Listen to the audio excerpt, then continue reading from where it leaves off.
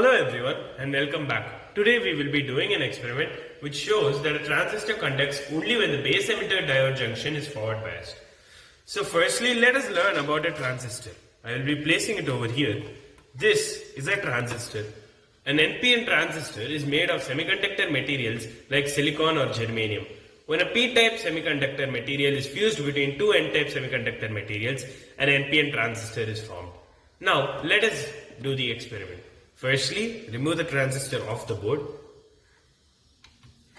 and place mask sheet number 3 on the board with the help of the guide pins. Now, take your transistor and place it at gap junction number 7.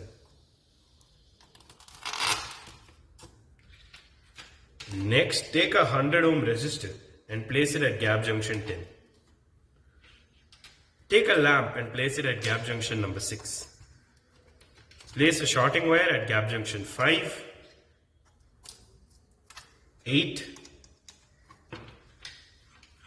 9 and gap junction 1. Now take your two sources, the 6 volt source with the bottom at gap junction 1 and the top at gap junction 4, and the second source at gap junction 2 such that the top is near the top of gap junction and the negative terminal is at the base of gap junction 2. Now once you have completed that, and turn on the switches. Now you can see that the lamp glows. What is happening here?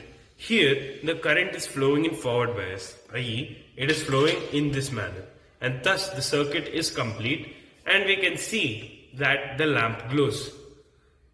Let us now reverse the terminals at gap junction number 2. So remove these pins and reverse the terminals. So once we have reversed the terminals, the lamp does not glow.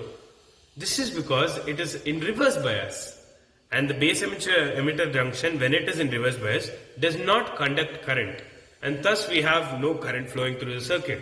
So what have we learnt here? The NPN transistor conducts between its collector and emitter terminals only when its base is slightly positive with respect to the emitter. That is, the base emitter junction of the transistor has to always be in forward bias. Note that there are two independent power supplies, 3 volt and 6 volt DC, which were used in the above experiment. The experiment can be performed with 6 volt DC alone by connecting the shorting pins and removing the 3 volt DC supply. I hope you had fun while doing this experiment and understood the logic behind it. Let's meet again. Thank you.